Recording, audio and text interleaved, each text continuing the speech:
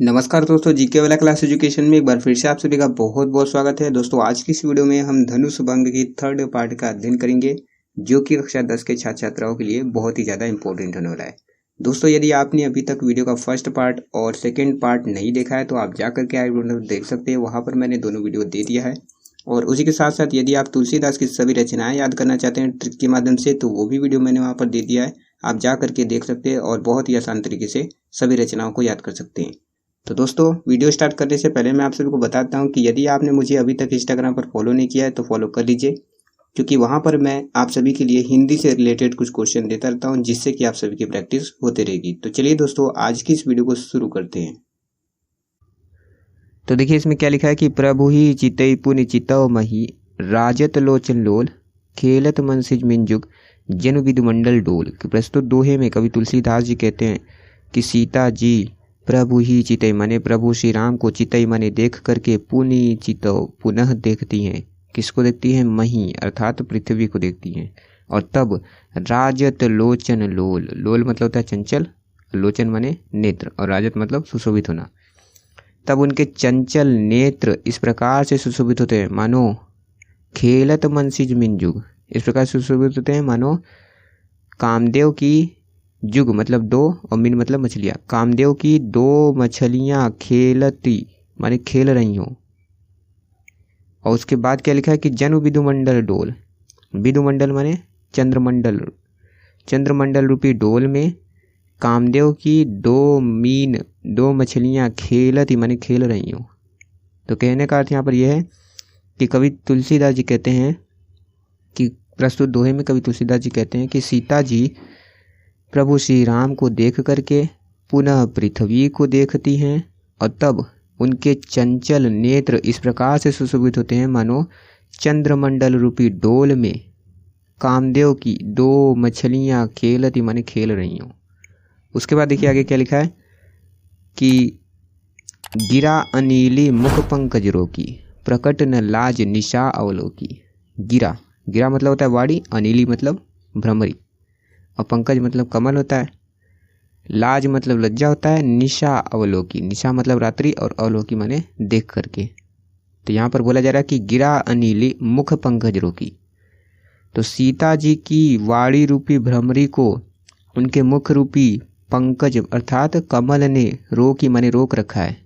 और प्रकट न लाज निशा अवलोकी, और लज्जा रूपी निशा को देख करके अर्थात लज्जा रूपी रात्रि को देख करके प्रकट नहीं होता है, अर्थात सीता जी कुछ कह नहीं पाती। उसी प्रकार से नहीं कह पाती जिस प्रकार से भ्रमरी लज्जा रूपी रात्रि को देख करके कुछ कह नहीं पाता, सुबह होने पर ही वह कुछ कह पाता है, ठीक उसी प्रकार से सीता जी की भी वाड़ी रूपी भ्रमरी को उनके मुख रूपी कमल ने रोक रखा है और लज्जा रूपी रात्रि को देख करके प्रकट नहीं होता है, अर्थात सीता जी कुछ कह नहीं पाती। उसके बाद देखिए आगे क्या लिखा है कि लोचन जल रह लोचन कोना जैसे परम कृपन कर सोना। अर्थात लोचन जल अर्थात सीता जी के नेत्र का जल रह लोचन कोना उनके नेत्र के कोने में ही रह जाता है, ठीक उसी प्रकार से जैसे परम कृपन कर सोना, जैसे बहुत बड़ा कंजूस, देखिए कृपन मतलब होता है कंजूस, अपरम कृपन अर्थात बहुत बड़ा कंजूस व्यक्ति कर सोना अपने सोने को छिपा करके रखता है, ठीक उसी प्रकार से सीता जी के नेत्र के जल भी सीता जी अपने नेत्र के जल को भी अपने नेत्र के कोने में ही रख देती हैं और कुछ कह नहीं पाती, क्योंकि लज्जा रूपी रात्रि को देख करके वो कुछ प्रकट नहीं करती हैं। तो कहने का अर्थ यहाँ पर यह है कि सीता जी की वाड़ी रूपी भ्रमरी को उनके मुख रूपी कमल ने रोक रखा है और लज्जा रूपी रात्रि को देख करके सीता जी कुछ प्रकट नहीं कर पाती, अर्थात कुछ कह नहीं पाती, और उनके आँखों का जल उनके आँखों के कोने में ही रह जाता है, ठीक उसी प्रकार से जिस प्रकार से अत्यंत कंजूस व्यक्ति अपने सोने को छिपा कर रखता है, ठीक उसी प्रकार से सीता जी भी अपने नेत्र के जल को अपने नेत्र के कोने में ही छिपा करके रख देती हैं। उसके बाद देखिए आगे क्या है कि सकुची व्याकुलता बड़ी जानी। सीता जी को देखिए व्याकुलता बढ़ी, अर्थात सीता जी को जैसे ही अपनी बढ़ती हुई व्याकुलता का ज्ञान होता है, तब सीता जी क्या होती हैं, संकुचित हो जाती हैं। अधरी धीर जू प्रतीति उर आनी, और धैर्य धारण करते हुए अपने हृदय में विश्वास आनी माने ले आती हैं। और क्या कहती हैं कि तन मन वचन मोर पनु साचा। तन मन और वचन से मोर अर्थात मेरे, पनु प्रण, साचा साचा है अर्थात सच्चा है। तो कहने का अर्थ यहाँ पर यह है कि तन मन वचन मोर पनु साचा, रघुबर पद सरोज चितुराचा। तो सीता जी कहती है कि तन मन और वचन से मेरे प्रण साचे हैं और श्री राम के कमल रूपी चरणों में मेरा चित्तुराचा, मेरा चित्त राचा माने अनुरक्त है। और उसके बाद क्या लिखा है कि तो भगवान सकल उर्वासी, करही मोहि रघुबर के दासी। तो भगवान सकल उर्वासी, सकल मतलब सभी के, उर मतलब हृदय। तो यहाँ पर बोला जा रहा है कि सबके हृदय में वास करने वाले अर्थात सबके हृदय में निवास करने वाले हे ईश्वर, कर ही मोहि मुझे कर दीजिए रघुबर के दासी, अर्थात श्री राम के दासी कर दीजिए। उसके बाद देखिए आगे क्या लिखा है कि जेहि के जेहि पर सत्य स्नेहु, सो ते ही मिलई न कछु संदेहु। अर्थात जेहि के जिसका, जेहि पर जिस पर सत्य स्नेहु सच्चा प्रेम होता है, सो ते ही मिलई वह उसे मिलता है, न कछु संदेह, और इसमें कुछ भी संदेह नहीं है। तो कहने का अर्थ यहाँ पर यह है कि जिसका जिस पर सच्चा प्रेम होता है वह उसको मिलता है, और न कछु संदेह, इसमें कोई भी संदेह नहीं है। प्रभु तन चितई प्रेम तन ठाना, माने सीता जी प्रभु श्री राम के शरीर को देखती हैं और फिर अपने शरीर द्वारा प्रेम को ठाना माने ठान लेती हैं। और कृपा निधान राम सबु जाना, और कृपा करने वाले श्री राम को सब, कृपा करने वाले श्री राम सब जाना अर्थात सब जान जाते हैं, सीता जी के हृदय को जान जाते हैं कि सीता जी के मन में क्या चल रहा होगा।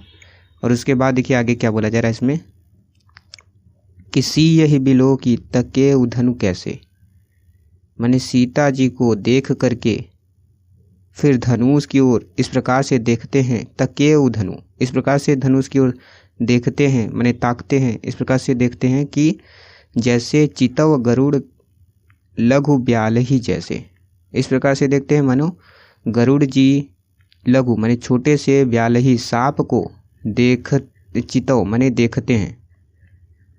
तो कहने का अर्थ यहाँ पर यह है, एक बार फिर से मैं आप सभी को बता देता हूँ कि प्रस्तुत दोहे में कवि तुलसीदास जी कहते हैं कि सीता जी प्रभु श्री राम को देखती हैं और फिर पृथ्वी को देखती हैं, और उनके चंचल नेत्र इस प्रकार से सुशोभित होते हैं मानो चंद्रमंडल रूपी डोल में कामदेव की दो मछलियां खेलती माने खेल रही हों।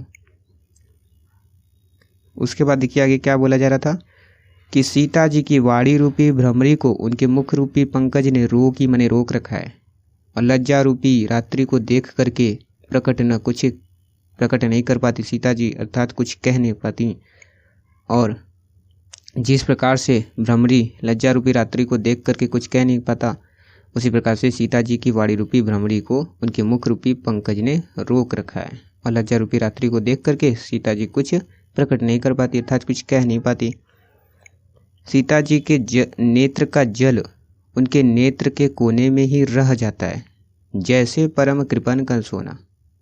ठीक उसी प्रकार से जैसे अत्यंत कंजूस व्यक्ति अपने सोने को छिपा करके रखता है, ठीक उसी प्रकार से सीता जी भी अपने नेत्र के जल को नेत्र के कोने में ही रख देती हैं।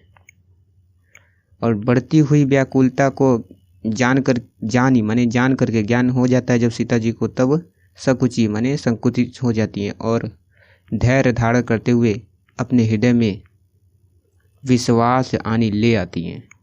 और क्या कहते हैं कि तन मन वचन मोर पन साचा, तन मन वचन से मेरे प्रण साचे हैं अर्थात सच्चे हैं कि श्री राम श्री राम के कमल रूपी चरणों में मेरा चित्त अर्थात मेरा चित्त राचा अनुरक्त है, इसलिए सकल उर्वासी, इसलिए सबके हृदय में वास करने वाला अर्थात हे भगवान अर्थात हे ईश्वर, कर ही मोहि मुझे कर दीजिए रघुबर के दासी अर्थात श्री राम के दासी कर दीजिए, जिसका जिस पर सच्चा स्नेह होता है अर्थात सच्चा प्रेम होता है वह उसे मिलता है और न कछु संदेह, इसमें कोई भी संदेह नहीं है।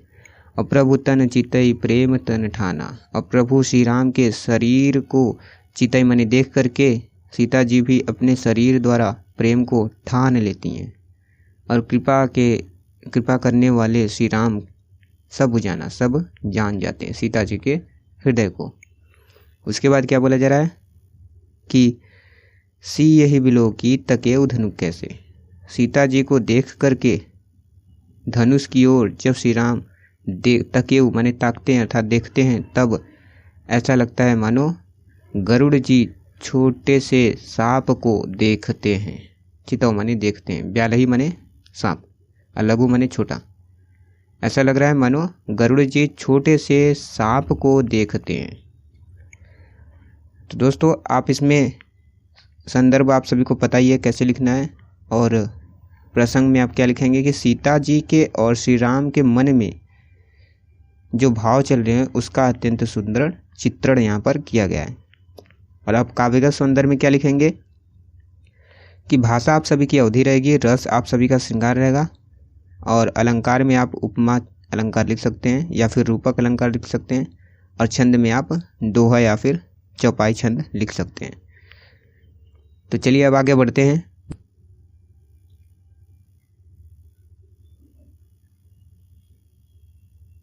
तो देखिए इसमें क्या लिखा है कि लखन लख्यऊ रघुवंश मणि ताक्यऊ हर को दंडू पुल की गात बोले बचन चरण चापी ब्रह्मंडू। कि प्रस्तुत दोहे में कवि तुलसीदास जी कहते हैं कि लखन लख्यऊ माने लक्ष्मण जी देखते हैं रघुवंश मणि श्री राम जी को, ताक्यऊ हर को दंडू, हर को दंडू मतलब होता है धनुष को, ताक्यऊ मतलब देखते हैं।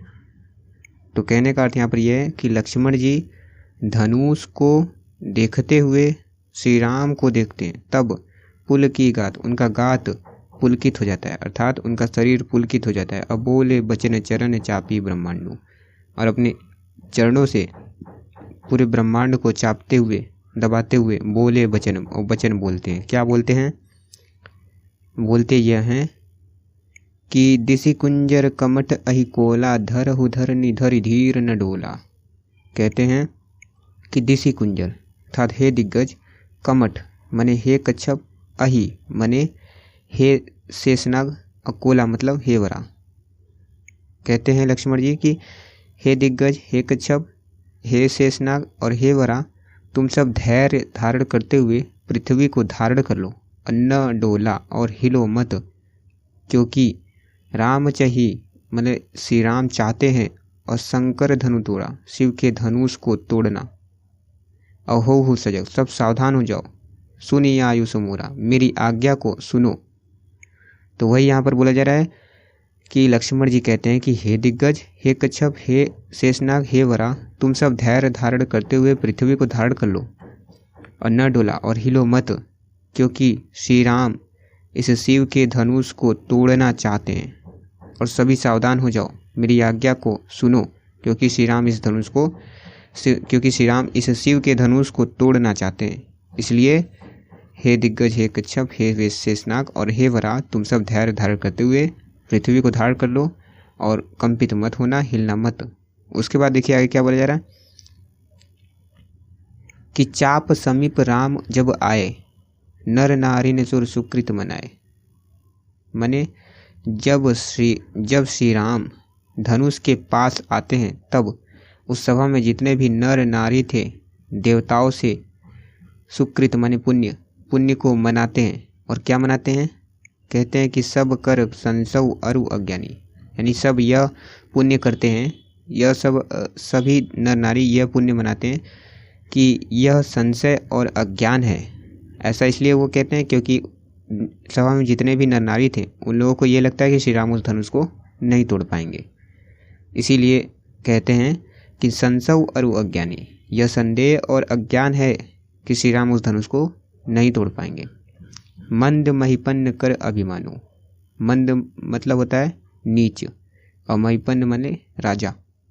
तो बोला जा रहा है कि नीच राजाओं का अभिमान, माने नीच राजाओं का यह अभिमान है कि जब हम सभी इस धनुष को नहीं तोड़ पाए तो भला श्री राम उस धनुष को कैसे तोड़ पाएंगे। उसके बाद आगे क्या बोला जा रहा है कि भृगुपति केरी गर्भ गरुआई, माने परशुराम की गर्भ की गरूरता या फिर भारीपन, सूर मुनिन केरी का कदराई, माने देवताओं और मुनियों की कातरता, सीय कर सोचू, सीता जी का सोच, जनक पछतावा, जनक जी का पछतावा, और रानिन कर दारुण दुख दावा, और रानियों का कठोर दुख का दावा नल, ये सभी चीजें शंभु चाप बड़ बोहित पाई, शिव धनुष रूपी बड़ा बोहितु माने जहाज, पाई माने पा गया है। अचढ़े जाय सब संग बनाई, और सब संग बना करके इस पर चढ़े जा रहे हैं। तो कहने का अर्थ यहाँ पर यह है कि उस सभा में जितने भी नर नारी थे देवताओं से अपने पुण्य को मनाने लगते हैं और यह मनाते हैं, कहते हैं कि यह संशय और अज्ञान है कि श्री राम उस धनुष को नहीं तोड़ पाएंगे। और नीच राजाओं का यह अभिमान है कि भला जब हम उस धनुष शिव धनुष को नहीं तोड़ पाए तो भला श्री राम उस धनुष को कैसे तोड़ पाएंगे। और फिर बोला जा रहा है कि परशुराम की गर्भ की गरूरता, देवताओं और मुनियों की कातरता, सीता जी का सोच और जनक जी का पछतावा और रानियों के कठोर दुख का दावानल, ये सभी चीजें शिव धनुष रूपी बड़ा जहाज पाई माने पा गया है। और सभी सब संग बनाई, और सभी संग बना करके चढ़े जाई, उस पर चढ़ते जा रहे हैं। और क्या बोला जा रहा है आगे कि राम बाहुबल सिंधु अपारा, श्री राम के बाहुबल रूपी अपार सिंधु को चहत पारू, सभी पार करना चाहते हैं। और नहीं को कड़हारू, और कोई केवट नहीं है, अर्थात परंतु उनके पास कोई केवट नहीं है फिर भी उसे पार करना चाहते हैं जो इनके जहाज को खींचकर उनको उस पार ले जा सके। तो आप प्रसंग में क्या लिखेंगे, इसमें प्रसंग में आप ये लिखेंगे कि यहाँ पर बोला जा रहा है, प्रसंग में आप ये लिखेंगे कि प्रस्तुत पद में लक्ष्मण जी की दिग्गज कच्छप, शेषनाग और वराह से यह विनती करते हैं कि हे दिग्गज, हे कच्छप, हे शेषनाग और वे वराह, तुम सब धैर्य धारण करते हुए अपने पृथ्वी को धारण कर लो और हिलना मत, क्योंकि श्री राम इस धनुष को तोड़ना चाहते हैं। तो प्रस्तुत पद में इसका वर्णन यहाँ पर किया गया है। आप ये प्रसंग में लिख सकते हैं। और काव्य का सौंदर्य में आप क्या लिखेंगे, भाषा आप सभी की अवधि रहेगी, और रस में श्रृंगार रस लिख देंगे आप सभी। और अलंकार में आप क्या लिखेंगे, रूपक अलंकार लिखेंगे। और छंद में क्या लिखेंगे, दोहा और चौपाई छंद लिखेंगे। उसके बाद चलिए अब आगे दूसरे दोहे को समझते हैं।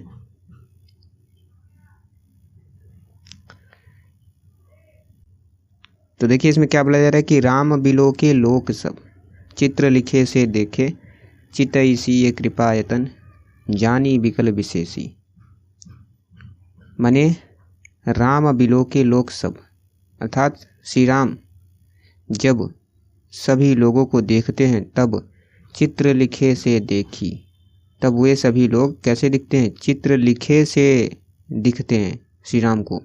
और चितई सी कृपायतन, और कृपा के धाम अर्थात श्री राम जब सीता जी को देखते हैं तब जानी विकल विशेषी, तब विशेष रूप से उन्हें व्याकुल पाते हैं, व्याकुल जानते हैं। तो चलिए अब आगे बढ़ते हैं, अगले पद को की व्याख्या देखते हैं। तो देखिए उसके बाद आगे क्या लिखा है कि देखी विपुल विकल वैदेही, निमिष विहात कलप समतेही। देखी विपुल विकल वैदेही, विपुल माने अत्यधिक, विकल माने व्याकुल, वैदेही माने सीता जी। तो यहाँ पर बोला जा रहा है कि जब श्री राम सीता जी को अत्यधिक व्याकुल देखते हैं तब निमिष विहात, विहात मतलब व्यतीत होना या फिर बीत रहा, कल्प समतेही, निमिष माने एक क्षण भी, एक क्षण उनके लिए कल्प सम माने कल्प के समान, विहात माने बीत रहा था।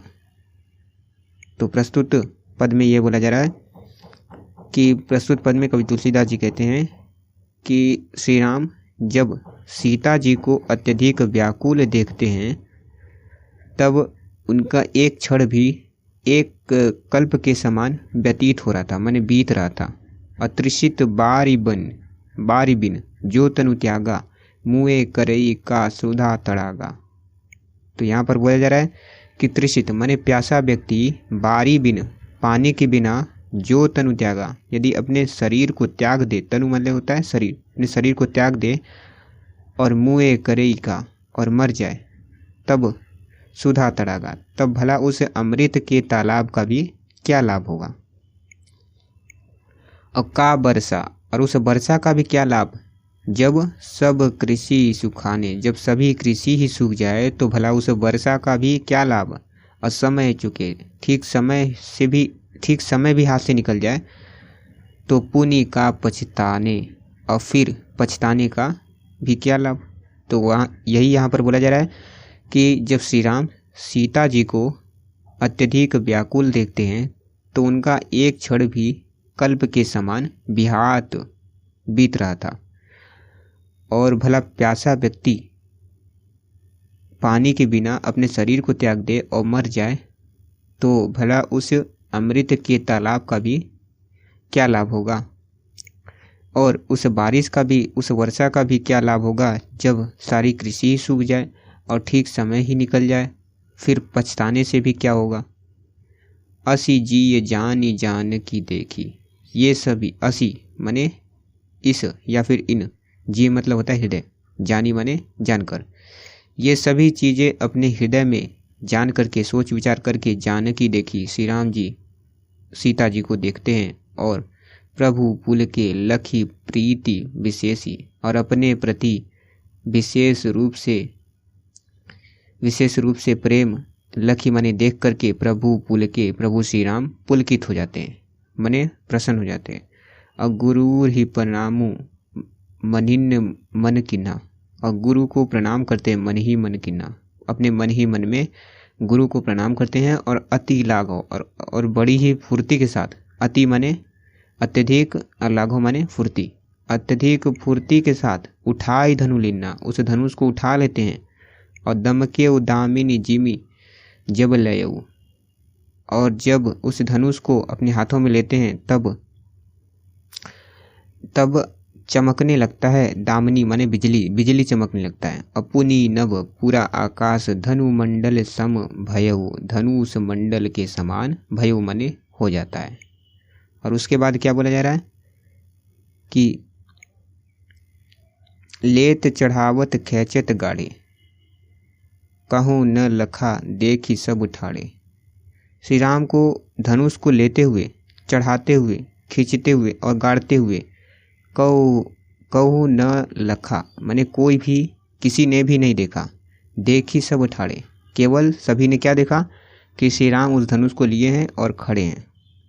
और ते ही क्षण राम मध्य धनु तोड़ा, उसी क्षण के मध्य श्री राम उस धनुष को तोड़ते हैं, तोड़ डालते हैं। और भरे भुवन धुनि घोर कठोरा, और वह भवन पूरा भर जाता है धुनि घोर कठोरा, भयंकर कठोर ध्वनि से। तो कहने का अर्थ यहाँ पर यह है, एक बार फिर से मैं आप सभी को बता देता हूँ। इसमें बोला जा रहा है कि जब श्री राम सीता जी को अत्यधिक व्याकुल देखते हैं तब उनका एक क्षण भी कल्प के समान बिहात माने बीत रहा था। और प्यासा व्यक्ति पानी के बिना यदि अपने शरीर को त्याग दे और मर जाए तो भला अमृत के तालाब का भी क्या होगा, क्या लाभ। और वर्षा के बिना जब कृषि ही सूख जाए, उस वर्षा का भी क्या लाभ जब कृषि ही सूख जाए और समय भी निकल जाए हाथ से, फिर पछताने का भी क्या लाभ होगा। और ये सब अपने हृदय में जब श्री राम सोच विचार करते हैं, जानते हैं, और तब जानकी देखी, तब सीता जी को देखते हैं तो प्रभु पुल के लखी प्रीति विशेषी, तब अपने प्रति विशेष रूप से प्रेम देख करके प्रभु श्री राम पुलकित हो जाते हैं। और उसके बाद क्या बोला जा रहा है कि गुरु ही प्रणाम मनिन्न मन किन्ना, और अपने गुरु को प्रणाम करते हैं मन ही मन में। और अति लाघव, और बड़ी ही फुर्ती के साथ उठाई धनु लिन्ना, उस धनुष को उठा लेते हैं। और दम के उदामिनी जिमी जब लयहु, और जब उस धनुष को अपने हाथ में लेते हैं तब दम के मने चमकता है, और दामिनी मने बिजली, तब बिजली चमकने लगता है। पुनि नभ, और पूरा नभ, और फिर नभ पुनि मने फिर आकाश धनुष मंडल सम भयु, धनुष मंडल के समान हो जाता है। और लेत चढ़ावत खेचत गाड़े, किसी ने भी श्री राम को धनुष लेते हुए, चढ़ाते हुए, खींचते हुए, गाड़ते हुए कहूँ न लखा, किसी ने भी नहीं देखा। देख सब ठाड़े, केवल सभी ने क्या देखा? ठाड़े मतलब खड़े, ठाड़े मतलब होता है खड़े। केवल सभी ने श्री राम को धनुष लेते हुए खड़े हुए ही देखा। और ते ही क्षण, उसी क्षण राम मध्य, उसी क्षण के मध्य में ही श्री राम धनु तोड़ा, उस धनुष को तोड़ डालते हैं। और भरे भुवन धनु धुनि घोर कठोरा, घोर मतलब होता है भयंकर, और पूरा भवन भर जाता है भयंकर कठोर ध्वनि से। और उसके बाद क्या बोला जा रहा है कि बोला जा रहा है प्रस्तुत छंद में कि भरे भुवन घोर कठोर रव, रवि बाजी तजी मारुग चले, चिक्कर ही दिग्गज डोल मही, अहि कोला कुलुम कलमले, सूर असुर मुनि कर कान दिन्हे, सकल बिकल विचार ही, को दंडू खंडे राम तुलसी, जयति वचन उच्चार ही। कि प्रस्तुत छंद में कवि तुलसीदास जी कहते हैं कि भरे भुवन घोर कठोर रव, रव मतलब होता है ध्वनि, मैंने पूरा भवन भर गया था भयंकर कठोर ध्वनि से। और रवि बाजी मैंने सूर्य का घोड़ा भी, बाजी मतलब होता है घोड़ा, और सूर्य का घोड़ा भी तजी मार्ग चले, अपने मार्ग को त्याग करके चलने लगता है। और चिक्कर ही दिग्गज, और दिशाओं का जो हाथी होता है चिंघारने लगता है। और डोल मही, और पृथ्वी हिलने लगती है, मैंने कंपित होने लगती है। और अहि कोल, और जो शेषनाग और वरा और हे कच्छप, ये सभी कलमलाने यानी व्याकुल होने लगते हैं। और सूर असुर मुनि कर कान दिन्ने, और देवता राक्षस और मुनि सभी लोग अपने कानों को दबा करके सकल विकल विचार ही, सभी लोग व्याकुल होकर के विचार करने लगे कि अब क्या होगा। और उसके बाद क्या बोला जा रहा है कि को दंडू खंडेव राम तुलसी, जयति वचन उच्चार ही। और उसी समय तुलसीदास जी कहते हैं कि जब सभी को यह विश्वास हो गया कि श्री राम ने ही उस धनुष को खंडित किया अर्थात तोड़ दिया है, तब सभी ने क्या बोला? तब सभी मिल करके जय बोलने लगे, जयति वचन उच्चारे, जय का उच्चारण करने लगे, अर्थात सभी लोग मिल करके जय बोलने लगे।